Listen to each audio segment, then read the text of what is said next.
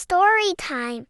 Part 2. Foster care felt like prison. At 10 years old, I was taken from the home where I'd been hurt and placed into foster care. They told me I would finally be safe, but what I walked into felt like incarceration. Imagine being a child, hearing stories about prison, and then stepping into a shelter that feels the same: locked doors, strict rules, no real freedom, and no sense of home. That was my reality. I bounced from shelter to foster home, back to shelter, then to another home. No stability, no sense of belonging. Every time I unpacked my few belongings, I knew I might have to pack them again within days or weeks. One home was filled with constant verbal mistreatment and neglect. Another required me to physically defend myself against other kids over and over again. It wasn't just one fight. It was my entire stay. The staff treated me like I was already guilty of something. They looked at me through the lens of the lies that had been told about me.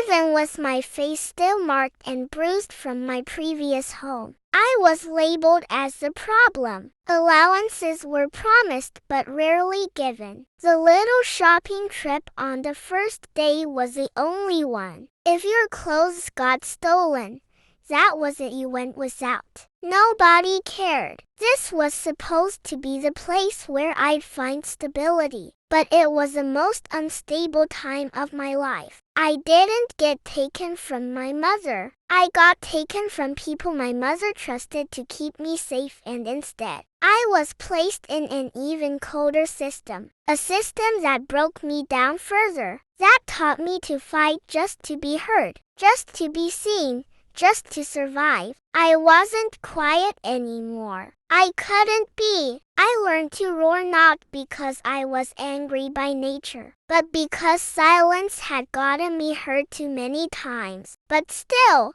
they labeled me as angry. No one saw that I was simply a child trying to find my way in a world that had failed me. Lesson from this chapter: speaking up for yourself doesn't make you angry, it makes you brave. The system can fail you, but it can also shape your strengths. Sometimes, survival means refusing to be silenced. To be continued. Stay tuned for part 3, where my fight for identity, survival, and healing begins to take shape.